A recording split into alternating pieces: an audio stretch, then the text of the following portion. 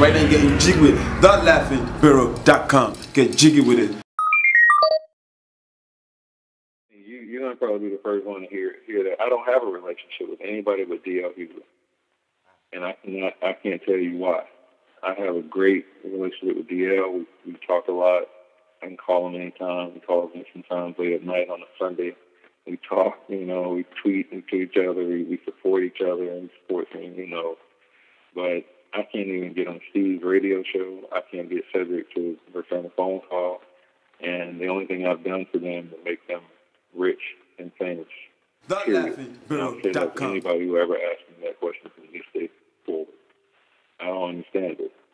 I don't understand how you can forget. And I think a lot of times, the only thing I can kind of say is that I believe it could be that a lot of times these guys have egos and they believe, well, you didn't make me famous with Kings of Comedy. I was already famous anyway. And I was going to be famous regardless of Kings of Comedy. And I would have been hosting the Family Feud at some point anyway. And I would have been writing books at some point anyway. It just happened faster, I guess, because of Kings of Comedy. But Kings of Comedy really didn't help me. And I think that's ludicrous. Kings of Comedy changed everybody's life. Bernie couldn't do a TV show, and then Bernie was in Transformers. It changed their life. And anybody not to acknowledge that it didn't change their life for the better is crazy. And not to have mutual respect. Like, I don't need them to like me, honestly.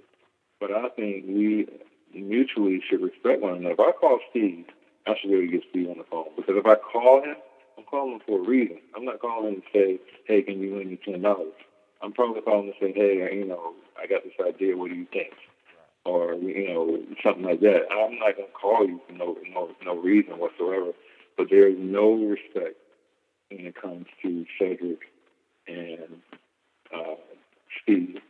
But it's 100,000% respect when it comes, between me and GL. And it's been like that. And you got to think about this. DL was the first comedy show I ever promoted. So go figure. The first guy I ever promoted is the guy I have much stronger feelings to. Very loyal.